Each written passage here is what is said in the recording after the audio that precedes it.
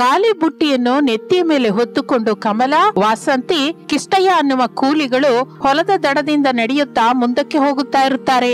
ಅನಾಮಿಕಾ ಅಮ್ಮನವ್ರಿಗಿರುವ ತಿಂಡಿಪೋತತನದ ಅಭ್ಯಾಸ ದಿನವೂ ನಮ್ಮನ್ನ ಹೀಗೆ ಕಷ್ಟ ಕೊಡುತ್ತೆ ಅಂತ ಅಂದ್ಕೊಂಡಿರ್ಲಿಲ್ಲ ವಸಂತಿ. ಈಗ ಮಾತ್ರ ಅಂದ್ಕೊಂಡ್ರು ಎಂತಹ ಪ್ರಯೋಜನನೂ ಇಲ್ಲಲ್ಲ ಕಮಲ. ಅದಕ್ಕೆ ತಾಯಂದ್ರೆ ನಾವು ದಿನ ಮಾಡ್ತಾ ಇರೋ ಹಾಗೆ ಈ ದಿನವೂ ಮಾಡ್ಬೇಕು. ಆಗ್ಲೇ ಅನಾಮಿಕಾ ಅಮ್ಮನವರು ಸಂತೋಷವಾಗಿರೋದು. ಇಲ್ಲ ಅಂದ್ರೆ ಅವರ ತಂದೆಗೆ ನಮ್ಮ ಮೇಲೆ ಇದ್ದಿದ್ದು ಇಲ್ದಿದ್ದು ಸೇರಿಸಿ ಹೇಳ್ಬಿಟ್ಟು ನಮ್ಗೆ ಇರೋ ಕೂಲಿ ದುಡ್ಡನ್ನು ಕೂಡ ನಿಲ್ಲಿಸ್ತಾರೆ. ಆಗ ನಮ್ಮ ಬದುಕು ಹೇಗಿರುತ್ತೋ ಆಲೋಚಿಸ್ಕೊಳ್ಳಿ. ಹೌದು ಕಮಲ, ಅನಾಮಿಕಾ ಅಮ್ಮನವ್ರ ಹತ್ರ ನಾವು ಏನಕ್ಕೆ ಬಂದಿದ್ದು ತಲೆನೋವು ಹೇಳು. ಅವಳ ತಿಂಡಿಪೋತತನದ ಬಗ್ಗೆ ಅಮ್ಮನವ್ರಿಗೆ ಅಯ್ಯನವ್ರಿಗೆ ತಿಳಿದೇ ಇರುತ್ತೆ. ಇನ್ನು ನಾವು ಹೇಳೋದೇನಿದೆ ಕಮಲ, ನಾವು ಅನಾಮಿಕಾ ಅಮ್ಮನವರ ತಿಂಡಿಪೋತತನದ ಬಗ್ಗೆ ಹೇಳಿ ಶತ್ರುವಾಗಿ ಬದಲಾಗೋದೇನಕ್ಕೆ? ಅದೇ ಅಂತ ಇದೀನಿ ತಾಯಂದ್ರೆ. ಅನಾಮಿಕಾ ಅಮ್ಮನವರು ದಿನವೂ ನಮ್ಮ ಹತ್ರ ಟೊಮೊಟೊಗಳು, ಕ್ಯಾರೆಟ್ ಅನ್ನು, ಸೌತೆಕಾಯಿನ ಕಳ್ಳತನದಿಂದ ತರಿಸ್ಕೊಂಡು ತಿಂತಾ ಇರೋ ವಿಷಯ ಅಯ್ಯನವ್ರಿಗೆ ಅಮ್ಮನವ್ರಿಗೆ ಯಾಕೆ ಹೇಳ್ಬೇಕು ಹೇಳಿ? ಅನಾಮಿಕಾ ಅಮ್ಮನವ್ರಿಗೆ ದಿನವೂ ಕೊಟ್ಟ ಹಾಗೇನೆ ಈ ದಿನ ಕೂಡ ಕಳ್ಳತನದಿಂದ ಟೊಮೊಟೊಗಳನ್ನ, ಕ್ಯಾರೆಟ್ ಅನ್ನ, ಎಳೆ ಸೌತೆಕಾಯಿನ ತಂದ್ಕೊಡೋಣ. ಸರಿ ಬಿಡು, ನೀವು ಹೇಳ್ದ ಹಾಗೆ ಮಾಡೋಣ. ನಮ್ಮ ಬಾಯಿ ಮೇಲೆ ನಾವೇ ಮಣ್ಣು ಹಾಕೊಳ್ಳೋದೇನಕ್ಕೆ ಎಂದು ಮಾತನಾಡಿಕೊಳ್ಳುತ್ತಾ ಹಾಗೆ ನಡೆಯುತ್ತಾ ಇರುತ್ತಾರೆ. ಕೆರೆಯ ದಂಡೆಯ ಹತ್ತಿರ ಒಂದು ಮರದ ಕೆಳಗೆ ದೊಡ್ಡ ಬಂಡೆಕಲ್ಲಿನ ಮೇಲೆ ತಿಂಡಿಪೋತಿ ಅನಾಮಿಕಾ ಕೂತ್ಕೊಂಡು ಕಬ್ಬನ್ನ ತಿಂತಾ ಇರ್ತಾಳೆ. ಅವಳ ಪಕ್ಕದಲ್ಲಿ ಕೆಲವು ಕಬ್ಬಿನ ಕೋಲುಗಳಿರುತ್ತೆ. ಅಬ್ಬಾ, ಈ ಕಬ್ಬಿನ ಕೋಲು ತಿಂದು ತಿಂದು ದವಡೆ ಎಳೀತಾ ಇದೆ. ಈ ಕಮಲಾ, ವಾಸಂತಿ, ಕಿಷ್ಟಯ್ಯ ಅವರು ಇನ್ನೂ ದಿನವೂ ತೆಗೆದುಕೊಂಡು ಬಂದ ಹಾಗೆ ಈ ದಿನ ಕೂಡ ಬುಟ್ಟಿನ ತುಂಬಾ ಕ್ಯಾರೆಟು, ಟೊಮೊಟೊ, ಇನ್ನು ಸೌತೆಕಾಯಿ ತರಲಿಲ್ಲ ಏನಕ್ಕೋ. ಯಾವಾಗ ತಗೊಂಡ್ಬರ್ತಾರೋ ಏನೋ ಎಂದು ಅಂದುಕೊಳ್ಳುತ್ತಾ ಇರುವಾಗ ಮೂರು ಬುಟ್ಟಿಯ ತುಂಬಾ ತೆಗೆದುಕೊಂಡು ಅನಾಮಿಕಳ ಹತ್ರಕ್ಕೆ ಬರ್ತಾರೆ. ಅನಾಮಿಕಳ ಮುಂದೆ ಇಡುತ್ತಾರೆ. ಅನಾಮಿಕಾ ಆನಂದದಿಂದ ಕ್ಯಾರೆಟ್ ಅನ್ನು ತಿಂತಾ ಇರ್ತಾಳೆ. ಕಮಲ, ವಾಸಂತಿ, ಕಿಷ್ಟಯ್ಯ ನಿಂತ್ಕೊಂಡು ಅಯೋಮಯದಿಂದ ನೋಡ್ತಾ ಇರ್ತಾರೆ.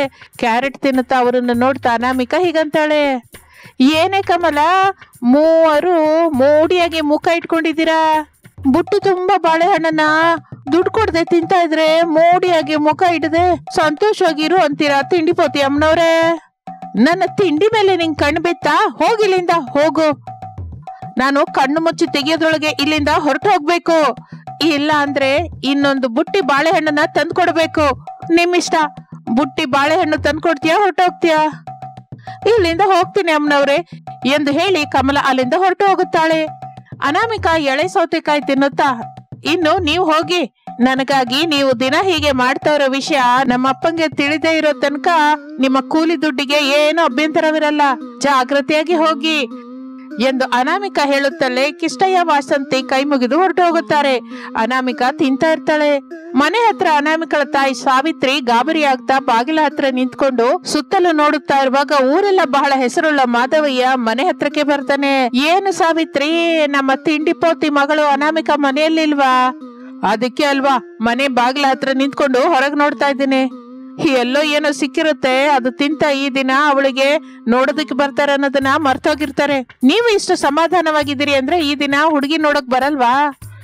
ಇರಲ್ಲ ಅಂತ ಯಾರು ಹೇಳಿದ್ರು ಸಾವಿತ್ರಿ? ಇದೆ, ಅವ್ರು ಹೇಗೂ ಊರಿನೊಳಗೆ ಬರ್ತಾರೆ, ನಮ್ ಹುಡುಗಿ ಬಗ್ಗೆ ಕೇಳ್ತಾರೆ, ತಿಂಡಿಪೋತಿ ಅನ್ನೋ ವಿಷಯ ತಿಳ್ಕೊತಾರೆ, ನಮ್ ಮನೆಗೆ ಬರ್ದೆ ಹಾಗೆ ಹೊರಟು ಹೋಗ್ತಾರೆ. ಇಷ್ಟು ಮಾತ್ರಕ್ಕೆ ನಾವು ಗಾಬರಿ ಆಗೋದೇನಕ್ಕೆ?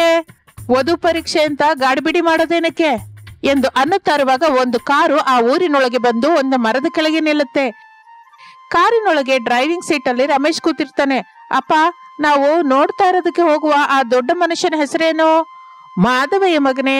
ಸರಿ, ನೀವು ಕಾರಲ್ಲಿ ಏರಿ, ನಾನು ಹೋಗಿ ಮಾಧವಯ್ಯನವರ ಮನೆ ಎಲ್ಲಿದೆ ಕೇಳ್ಕೊಂಡ್ ಬರ್ತೀನಿ ಎಂದು ಹೇಳಿ ಕಾರಿನಲ್ಲಿ ಕೂತ್ಕೊಂಡು ಸುತ್ತಲ ನೋಡುತ್ತಾ ಇರುವಾಗ ಆ ಕಡೆಯಿಂದ ಹೋಗ್ತಾ ಇರುವ ಕಮಲ ಕಾಣಿಸ್ತಾಳೆ. ಕಮಲಳನ್ನು ನೋಡುತ್ತಾ, ಆಂಟಿ ಆಂಟಿ ಎಂದು ಕರೆಯುತ್ತಾನೆ ರಮೇಶ್. ಕಮಲ ಕೋಪದಿಂದ ರಮೇಶನ ಹತ್ರಕ್ಕೆ ಬರ್ತಾಳೆ. ನೀನೇನೆ ನಂಗೆ ಅಂಕಲ್ ಆಗಿದ್ಯಾ? ನಾನ್ ನಿನ್ಗೆ ಆಂಟಿನಾ? ಆಂಟಿ ಅಂತ ಕರಿತಾ ಇದೀಯಾ ಎಂದು ಗಟ್ಟಿಯಾಗಿ ಅನ್ನುತ್ತಾಳೆ. ರಮೇಶ್ ಭಯಪಟ್ಟು ಹೋಗುತ್ತಾನೆ. ಆಂಟಿ ಎಂದದಕ್ಕೆ ಸಾರಿ ಕಣ್ರಿ, ಸಾರಿ. ನಾವು ಈ ಊರಲ್ಲಿ ಮಾಧವಯ್ಯನವರ ಮನೆಗೆ ಬಂದಿದ್ದೀವಿ. ಆ ದೊಡ್ಡ ಮನುಷ್ಯನ ಮನೆಯಲ್ಲಿದೀವಿ, ಸ್ವಲ್ಪ ಹೇಳ್ತೀರಾ? ಮಾಧವಯ್ಯನವ್ರ ಮನೆಗೆ ಹೋಗ್ತಾ ಇದ್ದೀರಾ? ಏನಕ್ಕೆ? ಅವರ ಮಗಳನ್ನ ನೋಡೋದಕ್ಕೆ ಬಂದಿದ್ದೀವಿ ಎಂದು ರಮೇಶ್ ಹೇಳುತ್ತಲೇ ಕಮಲ ಇದ್ದಕ್ಕಿದ್ದ ಹಾಗೆ ಗಟ್ಟಿಯಾಗಿ ನಗುತ್ತಾಳೆ. ನೀನು ಅನಾಮಿಕಳನ್ನ ಮದುವೆ ಮಾಡ್ಕೊಂಡ್ರೆ ನಿನಗ ದಿನವೂ ಮಾಯಾ ಬಜಾರ್ ಕಾಣಿಸುತ್ತೆ.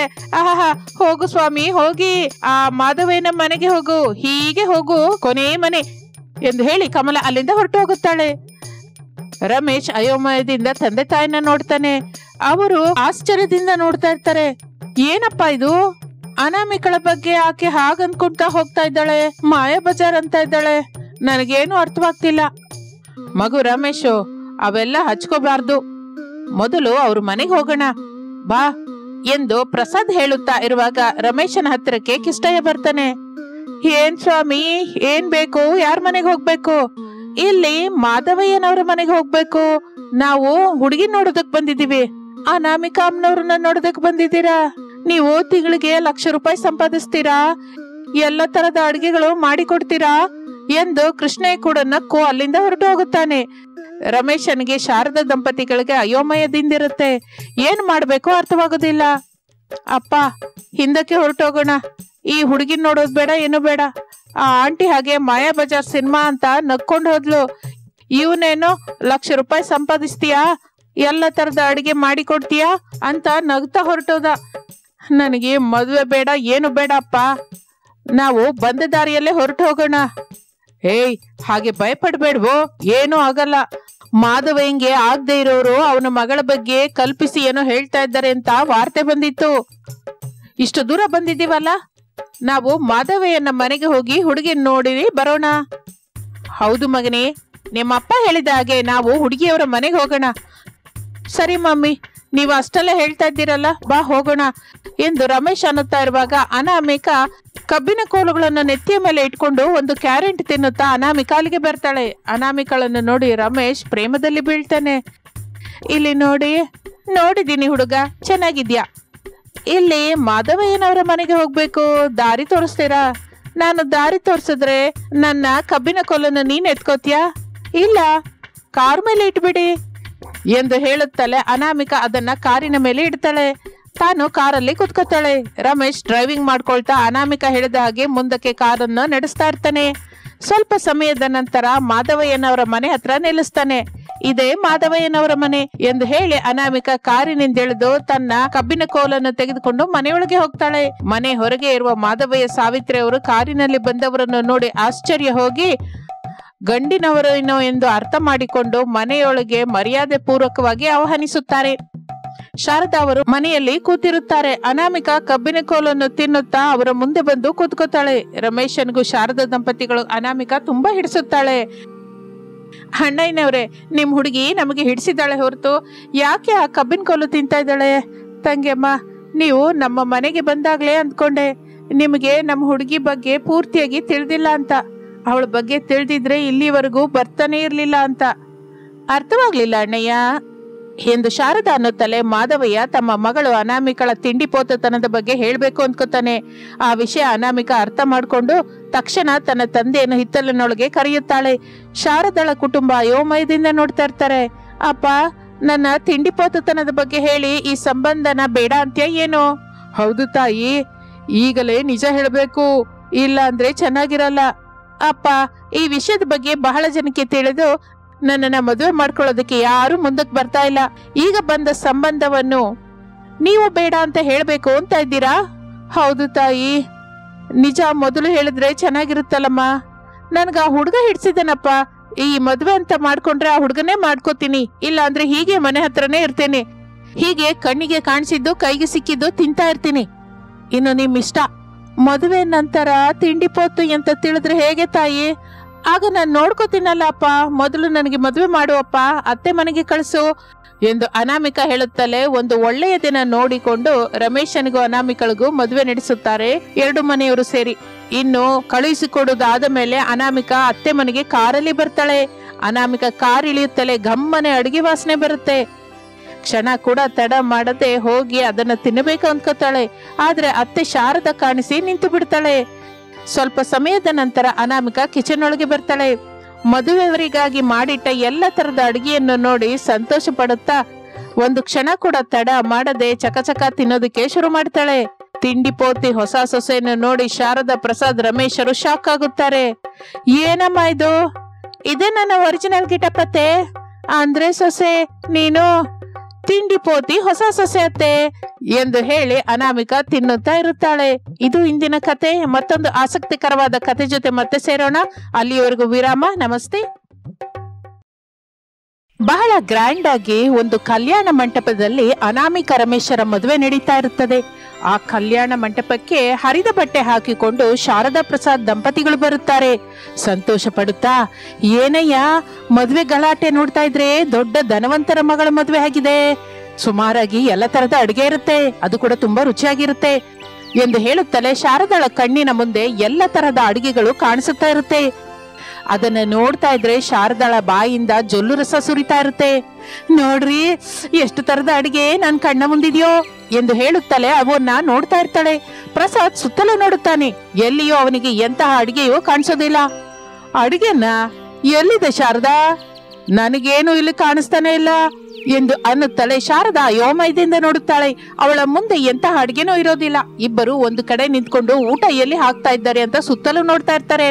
ಏನಯ್ಯ ಎಷ್ಟು ನೋಡಿದ್ರು ಊಟ ಎಲ್ಲಿ ಕೊಡ್ತಾ ಇದ್ದಾರೋ ಕಾಣಿಸ್ತಾ ಇಲ್ಲ. ಯಾರನ್ನಾದ್ರೂ ಕೇಳಿ ಊಟ ಎಲ್ಲಿ ಹಾಕ್ತಾ ಇದ್ದಾರೆ ಅಂತ ಕೇಳೋಣ. ಅಲ್ಲಿಗೆ ಹೋಗಿ ನಾಳೆವರೆಗೂ ಸರಿ ಹೋಗುವಷ್ಟು ಊಟನ ತಿಂದು ಮನೆಗೆ ಹೋಗೋಣ. ಕೇಳಿದ್ರೆ ಚೆನ್ನಾಗಿರಲ್ಲ ಶಾರದಾ. ಅದು ಅಲ್ಲದೆ ಮದ್ವೆಗೆ ಬಂದವ್ರನ್ನ ನೋಡಿದ್ಯಾ? ಅವ್ರು ಹೇಗಿದ್ದಾರೆ, ನಾವ್ ಹೇಗಿದ್ದೀವಿ? ನಮ್ಮನ್ನ ನೋಡಿ ಹೊರಗೆ ತಳ್ಳು ಬಿಡ್ತಾರೆ. ಅಂದ್ರೆ ಬೇಡ ಬಿಡಿ, ನಾವೇ ಊಟ ಹುಡ್ಕೊಂಡು ಎಲ್ಲಿ ಹಾಕ್ತಾ ಇದ್ದಾರೋ ಅಲ್ಲಿಗೆ ಹೋಗೋಣ. ಕಂಡ ತಕ್ಷಣ ಹೊಟ್ಟೆ ತುಂಬಾ ತಿಂದು ಹೊರಟು ಹೋಗೋಣ ಎಂದು ಶಾರದಾ ದಂಪತಿಗಳು ಮುಂದಕ್ಕೆ ಹೋಗ್ತಾ ಇರ್ತಾರೆ. ಆಗ ಅವರಿಗೆ ಮದುವೆ ಮಂಟಪದ ಮೇಲೆ ಮದುವೆ ಮಗನ ವೇಷದಲ್ಲಿರುವ ರಮೇಶ್ ಕಾಣಿಸುತ್ತಾನೆ.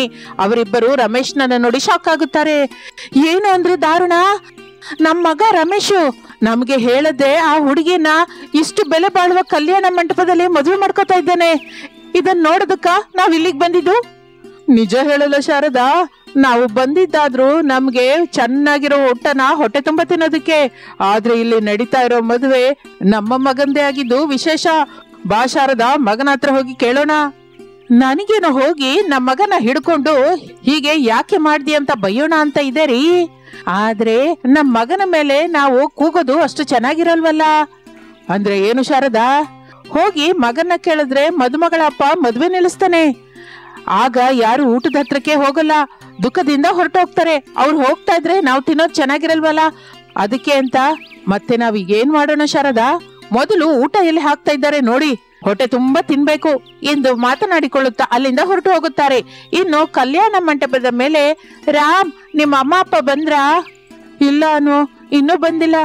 ನಾನು ಅವ್ರಿಗಾಗೆ ನೋಡ್ತಾ ಇದ್ದೀನಿ. ನಿಜಕ್ಕೂ ಅವ್ರಿಗೆ ನಮ್ಮ ಮದುವೆ ಬಗ್ಗೆ, ಈ ಕಲ್ಯಾಣ ಮಂಟಪದ ಬಗ್ಗೆ ಹೇಳಿದ್ಯಾ ಇಲ್ವಾ? ಸಾರಿ ಅನಾಮಿಕಾ, ನಮ್ಮ ಫ್ಯಾಮಿಲಿ ಬಗ್ಗೆ ನಿನ್ ಹತ್ರ ಒಂದು ವಿಷಯ ಮುಚ್ಚಿಟ್ಟಿದ್ದೀನಿ. ನಿಮ್ಮಮ್ಮ ಪರಮ ಜಿಪಣಗಿತ್ತಿ ಅನ್ನೋ ವಿಷಯನ ನಿನಗೆ ಗೊತ್ತು ಅನು? ತಿಳ್ಕೊಂಡಿದ್ದೀನಿ ರಾಮ್. ನಿನ್ನನ್ನ ಮದುವೆ ಮಾಡ್ಕೊಂಡು ನಿನ್ ಜೊತೆ 100 ಕಾಲ ಕಳೆಯೋದಕ್ಕೆ ಬರ್ತಾ ಇದ್ದೀನಲ್ಲ, ಅದಕ್ಕೆ ಎಲ್ಲ ವಿವರನು ತಿಳ್ಕೊಂಡಿದ್ದೀನಿ. ನಿನ್ನನ್ನ ಕೇಳಿದ್ರೆ ನೀನ್ ಹೇಗೂ ಹೇಳಲ್ವಲ್ಲ. ಹೇಳೋದಕ್ಕೇನಿದೆ ಅನಾಮಿಕಾ, ನಾವು ಬಡವರು. ನಮ್ಮಮ್ಮ ಜಿಪಣಗಿತ್ತಿ. ಒಂದು ಬದನೆಕಾಯಿ ಹಿಡ್ಕೊಂಡು ಈ ದಿನ ಬದನೆಕಾಯಿ ಸಾರು ಅಂತಾಳೆ, ಟೊಮೊಟೊ ಹಿಡ್ಕೊಂಡು ಟೊಮೊಟೊ ಪಚಡಿ ಅಂತಾಳೆ. ಇನ್ನು ಹೇಳ್ಬೇಕು ಅಂದ್ರೆ ಪೂರ್ತಿಯಾಗಿ ಅರ್ಥವಾಯ್ತು ರಾಮ್. ಆದ್ರೂ ಕೂಡ ಅವರನ್ನ ಕರ್ಕೊಂಡು ಬರ್ಬೇಕಾಗಿತ್ತಲ್ಲ. ನಮ್ಮ ಮದುವೆ ನೋಡಿ ಅವ್ರಿಗೆ ಬೇಕಾದಷ್ಟು ಅಡಿಗೆನ ಹೊಟ್ಟೆ ತುಂಬಾ ತಿಂತಾ ಇದ್ರು. ನನಗೆ ಗೊತ್ತಿದ್ದಾಗೆ ಅವರು ಈಗಾಗ್ಲೇ ಬಂದಿರ್ತಾರೆ ಅನು. ನಮ್ಗಿಂತ ಮೊದಲೇನೆ ಹೊಟ್ಟೆ ತುಂಬಾ ತಿಂದಿರ್ತಾರೆ. ನಮ್ಮಮ್ಮ ಹಾಗೆ ಜಿಪಣತನ ಮಾಡ್ತಾ ಇದ್ದಾಳೆ ಅಂತ ಸಹಿಸಲಾರದೆ ನಾನು ಅಮ್ಮನವರ ಜೊತೆಗೆ ಇರ್ತಾ ಇಲ್ಲ ಅನಾಮಿಕಾ. ಶಾರದಾ ಪ್ರಸಾದರು ತಿಂತಾ ಇರ್ತಾರೆ. ಮದುಮಗಳನ್ನು ಕಳಿಸುವುದು ಕೂಡ ಆಗಿ ಹೋಗುತ್ತೆ. ರಮೇಶ್ ಅನಾಮಿಕಳನ್ನು ಕರೆದುಕೊಂಡು ತಾವು ಇರುತ್ತಾ ಇರುವ ಮಣ್ಣಿನ ಮನೆ ಹತ್ರಕ್ಕೆ ಬರ್ತಾನೆ. ರಿಚ್ ಅನಾಮಿಕಾ ಮನೆನ ನೋಡ್ತಾಳೆ. ರಾಮ್, ಇದೇನಾ ನಿಮ್ಮನೆ? ನಿಜ ಹೇಳು. ನಿಜ ಅನಾಮಿಕಾ, ಇದೇ ನಮ್ಮನೆ. ನಾನು ಎಷ್ಟು ಹೇಳಿದ್ರು ಕೇಳದೆ ಕರ್ಕೊಂಡು ಹೋಗು ಅಂತ ಹೇಳದೆ ಕರ್ಕೊಂಡ್ ಬಂದಿದ್ದೀನಿ ನೋಡು. ಅದೇನು ರಾಮ್, ಮನೆಗೆ ಬೀಗ ಹಾಕಿದೆ. ಅಮ್ಮ ಅವರು ಇನ್ನು ಕಲ್ಯಾಣ ಮಂಟಪದಲ್ಲೇ ಇರ್ತಾರೆ ಎಂದು ರಮೇಶ್ ಹೇಳುತ್ತಾ ಇರುವಾಗ ಶಾರದಾ ಪ್ರಸಾದರು ಹೊಟ್ಟೆ ತುಂಬಾ ತಿಂದ್ಕೊಂಡು ಮನೆಗೆ ಬರ್ತಾರೆ.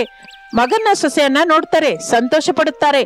ಶಾರದಾ ಬೀಗ ತೆಗೆದು ಒಂದು ಕುರ್ಚಿ ಹಾಕುತ್ತಾಳೆ. ಅನಾಮಿಕಾ ಅದ್ರಲ್ಲಿ ಕುತ್ಕೋತಾಳೆ. ಬೀಸಣಿಗೆಲೆ ಬೀಸ್ತಾ ಇರ್ತಾಳೆ. ಕರೆಂಟ್ ಇದೆ ಅಮ್ಮ, ಫ್ಯಾನ್ ಹಾಕಿದ್ರೆ ಗಾಳಿ ಬಿಸಿಯಾಗಿ ಬರುತ್ತೆ ಮಗು, ಅದಕ್ಕೆ ಹೀಗೆ ಬೀಸ್ತಾ ಇದೀನಿ. ತಣ್ಣನೆ ಗಾಳಿ ಬರುತ್ತಲ್ಲ, ತಂಪಾಗಿರುತ್ತೆ ಅಂತ. ಸರಿ ಸರಿ, ಸೊಸೆ ಮನೆಗೆ ಬಂದಿದ್ದಾಳಲ್ಲ, ಮತ್ತೆ ಸೊಸೆಗೆ ಅತ್ತೆ ಕಡೆಯಿಂದ ಏನ್ ಕೊಡ್ತಾ ಇದೀಯಮ್ಮ? ನಮ್ಮ ಹತ್ರ ಏನಿದ್ರು ಅದೆಲ್ಲ ಸೊಸೆಗೆ ಅಲ್ವಾ ಮಗನೇ, ಇನ್ನು ಅವಳಿಗೆ ಬೇರೆಯಾಗಿ ಕೊಡೋದೇನಿದೆ ಹೇಳು ಏನಂತೀರ ರೀ? ಅತ್ತೆ ಅಷ್ಟೇ ಅಲ್ವಾ ಶಾರದಾ, ನಿಮ್ಮ ಹತ್ರ ಎಷ್ಟಿದೆ ಅತ್ತೆ? ಎಷ್ಟಿದ್ರು ಎಲ್ಲ ನಿಂಗೆ ಅಲ್ವಾ ಸೊಸೆ? ನಾನು ಉಳಿತಾಯ ಮಾಡ್ತಾ ಇರ್ತೀನಿ, ನಮ್ಮವ್ರೇನೋ ನನಗೆ ಜಿಪುಣತನ ಅಂತ ಬೇರೆ ಕಡೆ ಇದ್ದಾನೆ. ನೀನ್ ನಮ್ ಜೊತೆ ಇರ್ತೀಯಾ ಮತ್ತೆ ಅವನ ಜೊತೆ ಹೊರಟೋಗ್ತೀಯಾ? ನನಗ್ ತುಂಬಾ ಹಸಿವಾಗ್ತಾ ಇದೆ ಅತ್ತೆ, ಮೊದ್ಲು ತಿನ್ನೋದಕ್ಕೆ ಏನಾದ್ರೂ ಕೊಡಿ. ಅಯ್ಯೋ ಸೊಸೆ, ಅಡಿಗೆ ಮಾಡಿಲ್ಲ, ನೀವ್ ಹೇಗೂ ಇಲ್ಲಿರಲ್ವಲ್ಲ, ಮಗ ತೆಗೆದುಕೊಂಡ ರೂಮ್ ಹತ್ರ ಹೋಗ್ತೀಯಲ್ಲ. ಆದ್ರೂ ಮದ್ವೆ ಆದ ಮೇಲೆ ಇಬ್ಬರಿಗೂ ಹೊಟ್ಟೆ ತುಂಬಾ ಅನ್ನ ಹಾಕ್ತಾರಲ್ಲ ಸೊಸೆ, ನೀನು ಆ ಅನ್ನ ತಿಂದಿಲ್ವಾ? ಇಲ್ಲ ಅತ್ತೆ, ನಾನು ಅತ್ತೆಯವ್ರ ಮನೆಗೆ ಹೋದ್ಮೇಲೆ ತಿನ್ಬಹುದು ಅಂತ ಅಂದ್ಕೊಂಡೆ. ಈಗೇನು ಮಾಡಿಲ್ಲ ಸೊಸೆ, ಮತ್ತೆ ಬರ್ತೀಯಲ್ಲ ಆಗ ಏನಾದ್ರೂ ಮಾಡಿ ಕೊಡ್ತೀನಿ ಬಿಡು. ಮಗು ರಮೇಶ್, ಸೊಸೆನ ಕರ್ಕೊಂಡು ಹೋಗು. ಇನ್ನು ನಮ್ಮ ಮನೆಯಲ್ಲೇ ಇದ್ರೆ ಹುಡುಗಿಗೆ ತೊಂದರೆ ಆಗುತ್ತೆ, ಕರ್ಕೊಂಡು ಹೋಗು ಮಗನೇ ಎಂದು ಹೇಳಿ ಮಗ ಸೊಸೆಯನ್ನು ಕಳಿಸುತ್ತಾಳೆ. ರಮೇಶ್ ಅನಾಮಿಕಳನ್ನು ಕರೆದುಕೊಂಡು ಟೌನ್ ಅಲ್ಲಿ ತಾನು ತೆಗೆದುಕೊಂಡ ಫ್ಲಾಟ್ಗೆ ಬರುತ್ತಾನೆ. ಅಲ್ಲಿ ಇಬ್ಬರು ಸಂತೋಷದಿಂದ ಇರುತ್ತಾ ಸಂಸಾರ ಮಾಡ್ಕೋತಾ ಇರ್ತಾರೆ. ಅನಾಮಿಕಾ ಎಷ್ಟೋ ಇಷ್ಟದಿಂದ ಮಾಡುತ್ತಿರುವ ಅಡಿಗೆಗಳನ್ನ ಅಷ್ಟೇ ಇಷ್ಟದಿಂದ ರಮೇಶ್ ತಿನ್ನುತ್ತಾ ಅನಾಮಿಕಳನ್ನು ಸಂತೋಷದಿಂದ ಇರುವ ಹಾಗೆ ನೋಡ್ಕೋತಾನೆ. ಹೀಗೆ ದಿನಗಳು ಕಳೆಯುತ್ತಾ ಇರುತ್ತದೆ. ಅನಾಮಿಕಾ ಸ್ವಲ್ಪ ದಿನಕ್ಕೆ ಗರ್ಭವತಿಯಾಗುತ್ತಾಳೆ. ಆದರೂ ಶಾರದಳಲ್ಲಿ ಪ್ರಸಾದರಲ್ಲಿ ಎಂತಹ ಬದಲಾವಣೆನೂ ಬರೋದಿಲ್ಲ. ಏನೂ ತರದೆ ಮನೆಗೆ ಬಂದು ಅನಾಮಿಕಳ ಜೊತೆ ಮಾತನಾಡುತ್ತಾ ಅನಾಮಿಕಳಿಗಾಗಿ ರಮೇಶ್ ತಂದ ಹಣ್ಣನ್ನು ಎಳನೀರನ್ನು ಚೀಲದಲ್ಲಿ ಹಾಕೊಂಡು, ಸೊಸೆ ಎಲ್ಲ ಒಂದೇ ಸಲ ತಿನ್ಬೇಡ, ಒಂದೇ ಸಲ ಕುಡಿಬಾರ್ದು, ಅಗತ್ಯವಿದ್ದಾಗ ನಾನು ತಗೊಂಡ್ಬರ್ತೀನಿ ಸರಿನಾ? ನಿನ್ ಹತ್ರ ಇದ್ರೆ ಹಾಳಾಗಿ ಹೋಗುತ್ತೆ. ಸರಿಯತ್ತೆ ಎಂದು ಹೇಳುತ್ತಲೇ ಅದನ್ನು ತೆಗೆದುಕೊಂಡು ಅಲ್ಲಿಂದ ಹೊರಟು ಹೋಗುತ್ತಾರೆ.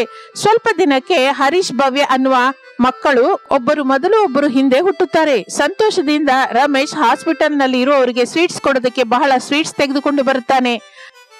ಆದರೆ ಶಾರದಾ ಅದನ್ನು ತೆಗೆದುಕೊಂಡು, ಮಗು ರಮೇಶು, ಎಲ್ರಿಗೂ ನಾನೇ ಸ್ವೀಟ್ ಹಂಚ್ತೀನಿ, ನೀನು ಒಳಗಡೆಗೆ ಹೋಗು ಎಂದು ಹೇಳುತ್ತಲೇ ರಮೇಶ್ ಒಳಗೆ ಹೋಗುತ್ತಾನೆ.